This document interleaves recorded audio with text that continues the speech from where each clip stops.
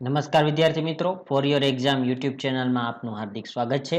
ધોરણ 7 ગુજરાતી પાઠ 10 સ્વાધ્યાયનું સોલ્યુશન આપણે જોવા જઈ રહ્યા છીએ। તો અમારી યુટ્યુબ ચેનલ પર જે વિદ્યાર્થીઓ નવા હોય તે વિદ્યાર્થીઓ સબસ્ક્રાઇબ કરી બાજુમાં આપેલા બેલ આઇકોનને પ્રેસ કરજો, જેથી આવનાર દરેક વિડીયોની નોટિફિકેશન તમને મળતી રહે। તો હવે આપણે ધોરણ 7 વિષય ગુજરાતી પાઠ 10 ગુજરાતના ગરવા લોકગાયિકા તેના સ્વાધ્યાયનું સંપૂર્ણ સોલ્યુશન જોવાના છીએ। જેમાં પહેલો પ્રશ્ન તમને આપેલો છે, તમે જાણતા હો તેવા ગાયિકા ગાયકના નામ કહો।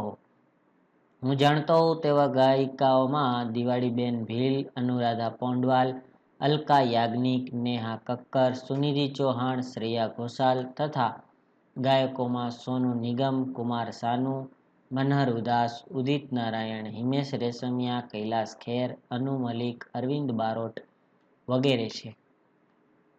બાળ ગાયક કલાકારના નામ કહો। મારી જાણ મુજબ રજત મહેતા, કેતન દેવડિયા, દિવ્ય પટેલ, ગૌતમ સાધુ, હરિઓમ ગઢવી, શ્રદ્ધા પટેલ વગેરે બાળ ગાયક કલાકાર છે। તમને ક્યાંય ગાયિકા ગાયક સાંભળવા ગમે છે? કેમ? મને ગાયિકામાં શ્રેયા ઘોષાલ અને ગાયકમાં સોનુ નિગમ સાંભળવા ગમે છે, કારણ કે તેમના ગીતો અર્થસભર, સુંદર અને સાંભળવા ગમે તેવા હોય છે। તમે ક્યારેય જાહેરમાં ગીત ગાયું છે? ક્યારે અને કયું? હા, મેં અમારી શાળામાં સ્વતંત્ર દિનની ઉજવણીના પ્રસંગે મારા બે મિત્રો સાથે મળીને દેશભક્તિને લગતું એક ગીત ગાયું છે। પાંચમો પ્રશ્ન છે, ગીત સંગીતને લગતા ટીવી પર આવતા કાર્યક્રમો જુઓ છો? ક્યાં ક્યાં? ચાલો જોઈએ તેનો પ્રશ્ન। હું ટીવી ઘણું ઓછું જોઉં છું, છતાં ટીવી પર ગીત સંગીતને લગતો એક કાર્યક્રમ ઇન્ડિયન આઇડલ આવે છે, તે મને ખૂબ જ ગમે છે। તે કાર્યક્રમ હું નિયમિત જોઉં છું। ત્યારબાદ પ્રશ્ન બીજો, પાઠના આધારે વાક્ય સામે સાચું કે ખોટું લખો, તેમજ આ પ્રકારના બે વાક્યો જાતે બનાવો। લગભગ 9 વર્ષની ઉંમરે દિવાળીબેન પિતા સાથે જૂનાગઢ આવ્યા, સાચું। દિવાળીબેને લોકસંગીતની શાસ્ત્રીય તાલીમ લીધી હતી, ખોટું। 20 વર્ષની ઉંમરે બાલમંદિરમાં તેડાગતર રૂપે કામ સ્વીકાર્યું, ખોટું। હેમુભાઈએ દિવાળીબેનના કંઠમાં તાકાત પારખી, સાચું। દિવાળીબેન લોકસંગીત મહોત્સવ દિલ્હીમાં પ્રથમ વિજેતા બન્યા, સાચું। અવિનાશ વ્યાસે ગુજરાતી ચલચિત્રોમાં પાર્શ્વ ગાયિકા તરીકે આમંત્રણ આપ્યું, ખોટું। દિવાળીબેન ભીલનું માંદગીના કારણે 72 વર્ષની વયે અવસાન થયું, સાચું। કોયલ પક્ષીની જેમ દિવાળીબેન રૂપી કોયલ પણ વસંત ઋતુમાં જ ગાય છે। ત્યારબાદ આગળ જોઈએ તો ગુજરાતના ગરવા લોકગાયિકાના સ્વાધ્યાયના પ્રશ્નોનું સોલ્યુશન આપણે જોઈ રહ્યા છીએ। આ વિડીયોને વધુને વધુ શેર કરજો। આપેલી વિગતોને આધારે પ્રશ્નોના ઉત્તર લખો। અહીં તમને એક કાર્ડ આપેલું છે, તેમાં અમુક વિગતો આપેલી છે અને નીચે પ્રશ્ન છે। પ્રશ્નના ઉત્તર તમારે લખવાના છે। ક્લસ્ટર કક્ષાએ શાળાનું આયોજન થવાનું છે, તો ક્લસ્ટર કક્ષાએ કલા ઉત્સવનું આયોજન થવાનું છે। આ ઉત્સવમાં કઈ કઈ સ્પર્ધાઓમાં ભાગ લઈ શકાશે? આ ઉત્સવમાં ચિત્ર સ્પર્ધા, બાળ કવિ સ્પર્ધા, સંગીત વર્ષા જેવી સ્પર્ધાઓમાં ભાગ લઈ શકાશે। ત્યારબાદ ત્રીજો પ્રશ્ન છે, કઈ સ્પર્ધાઓમાં પોતાની પ્રસ્તુતિ 5 મિનિટમાં પૂર્ણ કરવાની રહેશે? સંગીત સ્પર્ધામાં પોતાની પ્રસ્તુતિ 5 મિનિટમાં પૂર્ણ કરવાની રહેશે। એક વિદ્યાર્થીને ₹200 ઇનામ મળે છે, તેને કયો ક્રમ મેળવ્યો હશે? તો ચાલો જોઈએ। જે વિદ્યાર્થીને ₹200 ઇનામ મળે છે, તેને દ્વિતીય ક્રમ મેળવ્યો હશે। પાંચમો પ્રશ્ન છે, એક વિદ્યાર્થી ધોરણ 5માં અભ્યાસ કરે છે, શું તે ભાગ લઈ શકશે? કેમ? જવાબમાં જોઈએ, જે વિદ્યાર્થી ધોરણ 5માં અભ્યાસ કરે છે, તે ઉત્સવમાં ભાગ લઈ શકશે નહીં, કારણ કે આ ઉત્સવ ધોરણ 6 થી 8ના વિદ્યાર્થીઓ માટે છે। આગળનો પ્રશ્ન જોઈએ, કઈ સ્પર્ધાનો સમય સૌથી વધુ છે? જેમાં ચિત્ર સ્પર્ધાનો સમય સૌથી વધુ છે? સૌથી ઓછું ઇનામ કયા ક્રમ માટે અને કેટલું છે? તો સૌથી ઓછું ઇનામ તૃતીય ક્રમાંક માટે ₹100 છે. ચોથો પ્રશ્ન આપેલો છે, આપેલ શબ્દ પરથી બીજા 3 શબ્દો બનાવો. જેમ કે કલા પારખું, કલા, કર અને પાક. અસાધારણ, સાર, રણ અને ધાર. આગળના પ્રશ્ન તરફ આગળ જઈએ, જેમાં સ્મશાન યાત્રા, તો સ્મશાન, શાનની યાત્રા. લગ્ન જીવન, વન જીવન, જીવ, જીન. પાંચમો પ્રશ્ન, આપેલા શબ્દોનું ઉચ્ચારણ કરો અને તેનો અર્થ શોધીને લખો. હસ્ત્ર પ્રક્ષાલન એટલે કે હાથ ધોવા. રુધિરાભિસરણ, શરીરમાં લોહીનું પરિભ્રમણ. દેદીપ્યમાન, ઝળહળતું, તેજસ્વી. કર્તવ્ય પાલન, ફરજ બજાવી. આકાશ કુસુમવત, અસંભવિત, અશક્ય. અર્થોપાર્જન, પૈસાની કમાણી. આર્દ્રતા, ભેજવાળું, કોમળતા. સાનંદાશ્ચર્ય, આનંદ સાથે વિસ્મય. પ્રોષિત ભર્તુકા, જેનો પતિ પરદેશ જઈ વસેલો છે તેવી સ્ત્રી. ઝડપથી વાંચો. તો અહીં તમને 3 વાક્ય આપેલા છે, એ તમારે ઝડપથી વાંચવાના છે, એટલે તેમાં આપણે કંઈ જોવાનું નથી. પ્રશ્ન 6 જે છે, આપેલ ફકરામાંથી ભૂલો શોધો અને ફરીથી ફકરો લખો. તો અહીં તમને જે ભૂલો આપેલી છે તે અંડરલાઈન કરીને આપી દીધેલી છે. અહીં વિડીયો તમે પોઝ કરી અને આ પેરેગ્રાફ લખી શકો છો.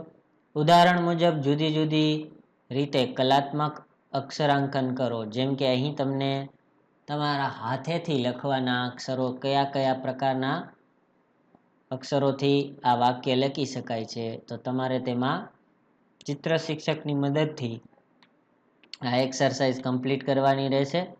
8મું, નીચે છાપામાં પ્રકાશિત થતા સમાચારની હેડલાઇન આપી છે, જેને વાંચો અને હવે બીજી 4 હેડલાઇન લખો.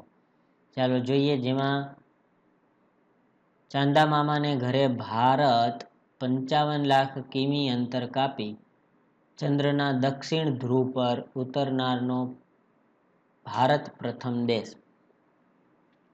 ત્યારબાદ બીજું તેમના સેન્ટેન્સ આપેલું છે, કાતિલ ઠંડીમાં કાશ્મીર થીજ્યું. ધોળાવીરામાં 5000 વર્ષ જૂનું હડપ્પા પુનર્જીવિત થશે. ચોથું, બસ આજની રાત બાકી. વર્લ્ડ કપ ફાઇનલ માટે ટીમ તૈયાર, મેદાન તૈયાર, દેશ પણ તૈયાર. ચાલો હવે ઉત્તરમાં જોઈએ બીજા વાક્યો કેવી રીતના છે. મહિલા દિને ભેટ, એલપીજી સિલિન્ડરમાં ₹100નો ઘટાડો. તમાકુના વ્યસન પાછળ ખર્ચ વધ્યો, શિક્ષણમાં ઘટ્યો. વેરાવળ બંદરેથી 350 કરોડનું હેરોઇન પકડાયું, 3ની ધરપકડ. ગાંધીનગરમાં કર્મીઓનું જૂની પેન્શન યોજનાની માંગ સાથે શક્તિ પ્રદર્શન. રાજ્યસભાના 225 સાંસદોની કુલ સંપત્તિ ₹19,300 કરોડ. પ્રશ્ન 9મો છે, આપેલા વાક્ય વાંચો અને સમજો. તો તમને અહીંયા વાક્યો આપેલા છે. પાર્થે સુંદર ગીત ગાયું. પાર્થે ગીત સુંદર ગાયું. એણે મજબૂત ઘર બનાવ્યું. એણે ઘર મજબૂત બનાવ્યું. વિનોદે સરસ વાર્તા લખી. વિનોદે વાર્તા સરસ લખી. તે સરસ વાક્ય બોલ્યો. તે વાક્ય સરસ બોલ્યું. ચાલો ત્યારબાદ જોઈએ શું કહે છે કે ઉપરની પ્રવૃત્તિમાં લખાયેલ વાક્યો ઉદાહરણ મુજબ સમજાવો. ચાલો તેમાં શું કહે છે તો કે આ રીતે તમારે તેને સમજાવવાના છે. પાર્થે સુંદર ગીત ગાયું. આ વાક્યમાં ગીત સુંદર હોવાની વાત છે. સુંદર એ ગીતનું વિશેષણ છે. પાર્થે ગીત સુંદર ગાયું. આ વાક્યમાં પાર્થની ગાવાની પદ્ધતિ સુંદર હોવાની વાત છે. કેવું ગાયું? તો સુંદર ગાયું. આ સુંદર ગાવાની ક્રિયાનું ક્રિયા વિશેષણ છે. બીજા વાક્યોમાં આવેલા ક્રિયાના વિશેષણ શોધી કાઢો અને ક્રિયા વિશેષણ વિશે તમારી સમજ અહીં લખો. ચાલો તેમાં આગળ જોઈએ. હવે તમને બીજો પ્રશ્ન, એણે મજબૂત ઘર બનાવ્યું. તો અહીંયા આ બધામાં તમે વિડીયો પોઝ કરી અને તમારે આ વસ્તુ સમજવાની છે. તો એમાં તમે ત્યાં વિડીયો પોઝ કરી અને આ રીતે તમારા બુકની અંદર લખી લેજો. ચાલો, ત્યારબાદ હવે નીચે તમને ત્યાં વાક્યો આપેલા છે, તો એ વાક્યોની અંદર પણ ક્વેશ્ચન 4ની અંદર એ વાક્યોનો સમાવેશ થાય છે. ત્યારબાદ બીજો પ્રશ્ન શું કહે છે, અહીં આપેલા વાક્યોમાં ક્રિયા વિશેષણ શોધી તે ક્રિયા વિશેષણને આધારે બીજા વાક્ય બનાવો. ચાલો તેમાં જોઈએ, મેના ખૂબ ધીમેથી બોલે છે.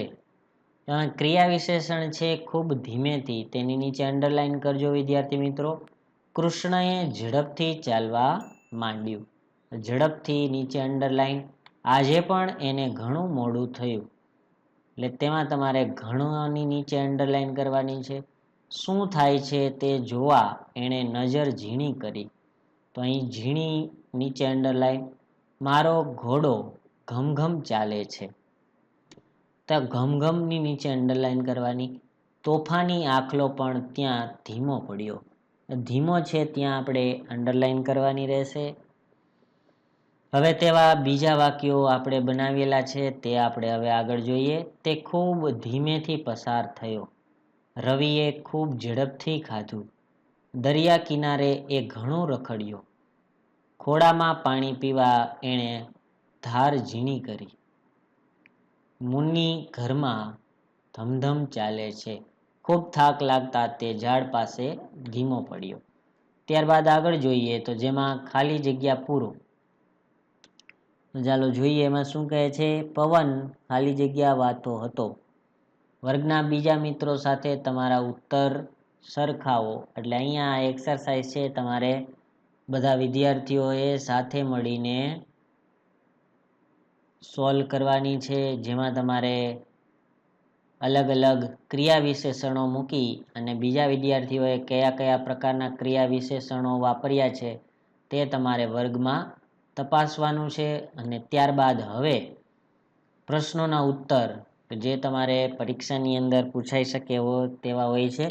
બાળપણથી જ દિવાળીબેન સમજદાર હતા એમ શાના આધારે કહી શકાય? દિવાળીબેનના બાળ લગ્ન થયા અને 2 જ દિવસમાં તેમને સાસરેથી તેડાવી લેવામાં આવ્યા. તેઓ નાની ઉંમરમાં જ સમજતા હતા કે લુગડાને થીગડું દઈ શકાય, પણ પેન્ટને કંઈ ઓછું થીગડું દેવાય છે. તેમના પિતાની આર્થિક સ્થિતિ સારી ન હતી. પોતે પરિવારને ભારરૂપ ન બને તેની કાળજી રાખીને તે કુટુંબને મદદરૂપ થવા બાલ મંદિરમાં તેડાગર રૂપે 20 વર્ષની ઉંમરમાં એક હોસ્પિટલમાં નોકરી અને તે ઉપરાંત રસોઈ બનાવવાનું કામ સ્વીકાર્યું. આ પરથી કહી શકાય કે દિવાળીબેનની ઉંમર કાચી હતી, પણ સમજણ ઘણી પાકી હતી. બીજો પ્રશ્ન જોઈએ, દિવાળીબેન લોકગાયિકા બન્યા એમાં તેમની માતાનું શું યોગદાન હતું? દિવાળીબેનના માતા મોંઘીબેન ગૃહિણી હતા. હરતા ફરતા દળતા તેઓ ગીતો ગાતા ને નાનકડી દિવાળી ધ્યાનથી ઝીલ્યા કરે. મને આવું ગાતા ક્યારે આવડશે એવી ધગશ સાથે દિવાળીબેન પણ કામણગારા કંઠથી ગાતા રહેતા. ત્રીજો પ્રશ્ન છે, દિવાળીબેનનો અવાજ ગુજરાતના ઘેર ઘેર શી રીતે ગુંજતો થયો? હિમુભાઈ ગઢવી આકાશવાણી માટે સૌરાષ્ટ્રના ગામડે ગામડે જઈને રાસ ગરબા, લોકગીતો વગેરેનું ધ્વનિ મુદ્રણ કરતા હતા. તે અને તેમના મિત્રો અથાગ રજળપાટને અંતે જૂનાગઢ પહોંચ્યા. મોડી રાતે તેમના કાને દિવાળીબેનનો મધુર અવાજ પડ્યો. તેમણે જોયું તો એક 17 વર્ષની કન્યાનો કંઠ ગગનના ગોખે ચડીને રેલાઈ રહ્યો હતો. દિવાળીબેન 2 દિવસમાં હિંમતભેર સ્વર પરીક્ષા આપવા આકાશવાણી પહોંચ્યા. કોઈ પણ પ્રકારની તાલીમ લીધા વિના નૈસર્ગિક પ્રતિભાના બળે ફૂલ ઉતર્યા ફૂલવાડીએ રે લોલ ગાયું. આગળ જોઈએ તો તેમાં જે તેમનું રેકોર્ડિંગ માટેનું પ્રથમ લોકગીત બન્યું. તેમને આ કાર્યક્રમ માટે એ જમાનામાં 25 રૂપિયાનો પુરસ્કાર પણ મળેલો. આ સુખદ ઘટના પછી દિવાળીબેનનો અવાજ ગુજરાતના ઘેર ઘેર ગુંજતો થયો. પ્રશ્ન 4 જોઈએ તો તેમની અંદર દિવાળીબેનને કોણે કોણે શી રીતે મદદ કરી? દિવાળીબેનને હેમુભાઈ ગઢવી, રતુભાઈ અદાણી અને કલ્યાણજીભાઈએ મદદ કરી. હેમુભાઈ ગઢવી દિવાળીબેનને રાજકોટ આકાશવાણી લઈ ગયા. ત્યાં તેમણે નૈસર્ગિક પ્રતિભાના બળે ફૂલ ઉતર્યા ફૂલવાડીએ રે લોલ ગાયું. એ પછી તેમનો અવાજ ગુજરાતના ઘેર ઘેર ગુંજતો થયો. સમાજસેવક રતુભાઈ અદાણીએ લોકસંગીત મહોત્સવ દિલ્હી જવા માટે દિવાળીબેનને પ્રેરણા આપી. સંગીતકાર કલ્યાણજીભાઈએ દિવાળીબેનને સાંભળીને ઉમંગથી ₹111 આપીને નવાજ્યા અને ગુજરાતી ચલચિત્રોમાં પાર્શ્વ ગાયિકા તરીકે આમંત્રણ આપ્યું. દિવાળીબેન શ્રેષ્ઠ ગાયિકા હતા, આવું કેવી રીતે કહી શકાય? દિવાળીબેનના બુલંદ અને મધુર સ્વરે ગવાયેલા ગીતોને હજારો માણસોની મેદની સ્તબ્ધ થઈને સાંભળતી હતી. દિવાળીબેને વિવિધ પ્રકારમાં માન સન્માન મેળવીને આકાશ આંબ્યું, પણ તેમને પણ સાદગી ધરતી પર રાખ્યા. તેઓ સાદગી અને વિવેકના જીવંત મૂર્તિ બની રહ્યા. તેઓને સેંકડો ગીતો કંઠસ્થ હતા. તેમણે ઉંમરને તાબે થયા સિવાય ગીતો ભજનોની મીઠાશ અકબંધ જાળવી રાખી. તેનું ગળું સદાય બિનહરીફ રહ્યું. કોઈ પણ વ્યક્તિ દિવાળીબેનની ગાયિકાની સંપૂર્ણ નકલ કરી શક્યું નહીં. આથી કહી શકાય કે દિવાળીબેન શ્રેષ્ઠ ગાયિકા હતા. પાઠના આધારે વિષય પર 8-10 વાક્ય લખો. હું દિવાળીબેન છું. મારો જન્મ 2 જૂન 1943ના રોજ અમરેલી જિલ્લાના ધારી તાલુકાના દલખાણીયા ગામે થયો હતો.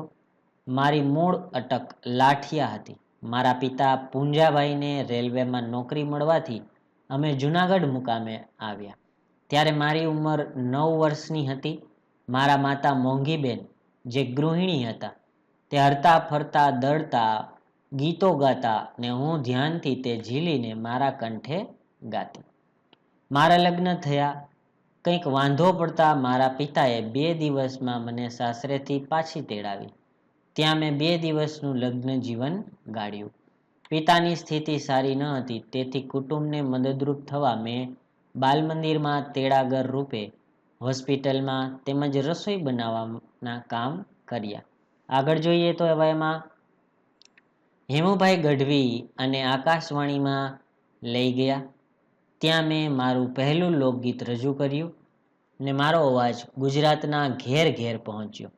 સમાજસેવક રતુભાઈ અદાણી, સંગીતકાર કલ્યાણજીભાઈ, અવિનાશ વ્યાસ, નારાયણ સ્વામી, કાનદાસ બાપુથી લઈને ઘણા ગીતકારોએ મને પ્રેરણા, પ્રોત્સાહન અને પુરસ્કાર આપ્યા. મેં દેશ વિદેશના પ્રવાસો કર્યા. મને અનેક સન્માન પુરસ્કાર મળ્યા. ભારત સરકારના પદ્મશ્રી એવોર્ડથી વિભૂષિત થઈ. આમ મારું જીવન ધન્ય થયું. પ્રશ્ન 13 જોઈએ તો શું છે હવે 13ની અંદર? ગુજરાતના કોઈ પણ 2 ગાયકો વિશે માહિતી મેળવો અને લખો. ચાલો જોઈએ. પહેલું છે તેમાં હેમંત ચૌહાણ. ગુજરાતી ભજનીક અને લોકગાયક હેમંત ચૌહાણનો જન્મ ઈસવીસન 1955માં ગુજરાતના રાજકોટ જિલ્લાના કુંદણી ગામમાં થયો હતો. તેમનું વિશેષ પ્રદાન ભજન ક્ષેત્રે છે. તેમણે ગુજરાતી ભજન સંતવાણીના અનેક આલ્બમોમાં પોતાનો સ્વર આપ્યો છે. એક યશસ્વી ગાયક તરીકે હાર્મોનિયમ, સિતાર તેમજ એક તારો, તાનપુરો પણ વગાડી જાણે છે. હિન્દી ભજનના પણ કેટલાક આલ્બમો તેમના બહાર પડેલા છે. ત્યારબાદ આગળ જોઈએ. તેમને ગુજરાત સરકારના ગૌરવ પુરસ્કાર તેમજ અકાદમી રત્ન પુરસ્કાર પ્રાપ્ત થયા છે.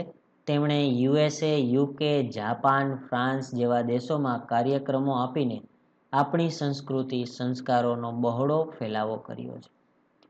બીજું આપણે જોઈએ તો કે અવિનાશ વ્યાસ. ભારતીય સંગીત નિર્દેશક, ગીતકાર અને ગુજરાતી સિનેમાના ગાયક અવિનાશ વ્યાસનો જન્મ 21 જુલાઈ 1912ના રોજ ગુજરાતના થયો હતો. તેમની કારકિર્દીની શરૂઆત HMV સાથે યંગ ઇન્ડિયા હેઠળ થઈ હતી. ત્યાં તેમની પ્રથમ ગ્રામોફોન રેકોર્ડ ઈસવીસન 1940માં બહાર પડી હતી.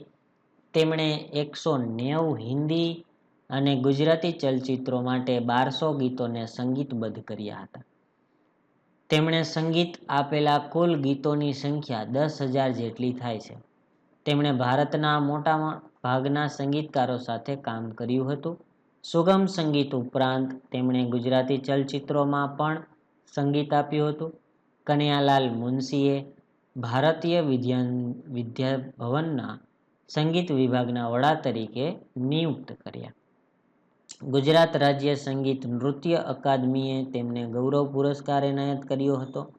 તેમની કેટલીક યાદગાર રચનાઓમાં સંગ્રહ અવિનાશ વ્યાસ 4 મ્યુઝિકલ જર્ની તરીકે બહાર પડ્યો છે. તેમનું અવસાન 20 ઓગસ્ટ 1984ના રોજ થયું હતું. વિદ્યાર્થી મિત્રો, અહીં આપણે ધોરણ 7 ગુજરાતી પાઠ 10ના MCQનું સોલ્યુશન પૂર્ણ કરીએ છીએ. સ્વાધ્યાયનું સોલ્યુશન સંપૂર્ણ પૂર્ણ કરીએ છીએ. વધુ પાઠના વિડીયો ટૂંક જ સમયમાં અમારી YouTube ચેનલ પરથી અપલોડ થવાના છે, તો અમારી YouTube ચેનલ સાથે તમે જોડાયેલા રહેજો. આવજો વિદ્યાર્થી મિત્રો.